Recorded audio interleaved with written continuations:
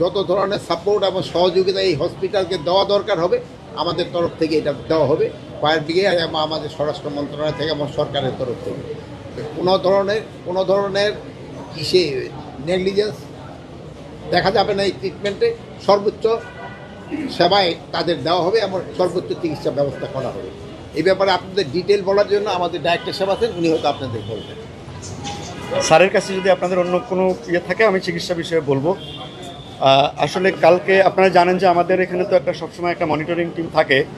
কালকে যখন এই ঘটনাটা ঘটার সাথে সাথেই কিন্তু ফায়ার ব্রিগেডের পক্ষ থেকে ওনাদের ডিজি সাহেব সহ সবাই আমাদের সঙ্গে কমিউনিকেট করছে এবং আমরা সাথে সাথে আমাদের টিম রেডি রাখছি। আগের মতো করেই আসার সাথে সাথে চিকিৎসা শুরু হয়ে গেছে। কিন্তু দুর্ভাগ্যজনক বিষয় হচ্ছে আপনারা জানেন যে স্যার যেটা বলছিলেন যে 2জন পেশেন্ট নিয়ারলি 100% বার্ন, আর একজন আছেন 42, একজন 5%। তো সমস্ত পেশেন্টকে আমরা একইভাবে গুরুত্ব দিই এবং প্রোটোকল অনুযায়ী করি। আপনারা জানেন যে আমরা ক্যাটাগরি করে মাইলস্টোনের সময় আমরা যেভাবে বলেছি 3টা পেশেন্ট আসার সাথে সাথে 3টা পেশেন্ট আমাদের ক্রিটিক্যাল কন্ডিশন আছে আর একটা পেশেন্ট ইন্টারমিডিয়েট। তো এর মধ্যে আসার সাথে সাথে 3জন পেশেন্টকে আমরা এইচডিউতে ট্রান্সফার করি আর একজনকে আমরা অবজারভেশনে রাখি। এইচডিউতে নিয়ারলি 100% যে বার্ন দুটা তাদেরকে আমরা রিসাসিটেশনের প্রক্রিয়া আছে। কারণ জানেন যে বার্ন চিকিৎসার প্রাথমিক পর্যায়ে হচ্ছে আগে ফ্লুইড দিয়ে রিসাসিটেট করা, তারপরে স্টেবল হলে তারপরে আমরা বার্ন টিস্যু যেটা থাকে সেটাকে এক্সারসাইজ করে আমরা গ্রাফট করি। তো এই পর্যায়ে আমরা রিসাসিটেশন প্রক্রিয়াতে আছে এবং প্রোটোকল অনুযায়ী পরবর্তীতে আমরা সেই অনুযায়ী যখন যে অপারেশন করার দরকার সেটা করব এবং ডিজি মহোদয় সহ স্যার নিজেই বলেছেন ওনাদের জন্য ওষুধপত্র সহ যে সমস্ত সহযোগিতা লাগবে ওনারা করবেন এবং আমরা সিঙ্ক্রোনাইজলি এটা করব।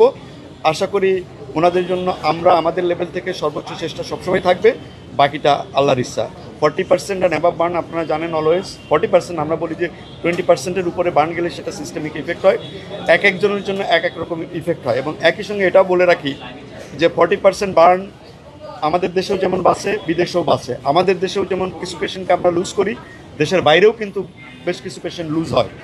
এবং মাইলস্টোনের সময় এই প্রশ্নটা আবারও আসছিল দেশে না বিদেশে, তখন কিন্তু আমরা তাদেরকে বলেছিলাম এবং ওনারাও একই বক্তব্য যে দেশে থেকে চিকিৎসা করে রোগী ভালো হতে পারে, আমাদের কাছে গেলেও ভালো হতে পারে, আবার বাইরে নিয়ে গেলেও সেটা ভালো হতে পারে, খারাপও হতে পারে। ডিসিশনটা আসলে আমাদেরকে সমন্বিতভাবে নিতে হবে। আবেগের থেকে আমরা সায়েন্সকে প্রাধান্য বেশি দিব এবং এই বিষয়ে আমাদের পক্ষ থেকে যা যা করার ইনশাল্লাহ আমরা করব। ফায়ার সার্ভিসের পক্ষ থেকে সবসময় বলা হয় কেমিক্যাল গোডাউনের বিভিন্ন ধরনের বলা হচ্ছে, আবারও সেই কেমিক্যাল গোডাউনের দুর্ঘটনা এবং এবার ফায়ার সার্ভিসের কর্মীরা নিজেরাই আসে এই বিষয়ে আমাদের ধরেন যে এর আগে যে পুরানো ঢাকা যে কেমিক্যাল গোডাউনগুলিতে দুর্ঘটনা হয়েছিল, এই জন্য কিন্তু এই কেমিক্যাল গোডাউনগুলি কিন্তু শিফট করে মুন্সিগঞ্জের ওদিকে নিয়ে যাওয়া হয়েছে।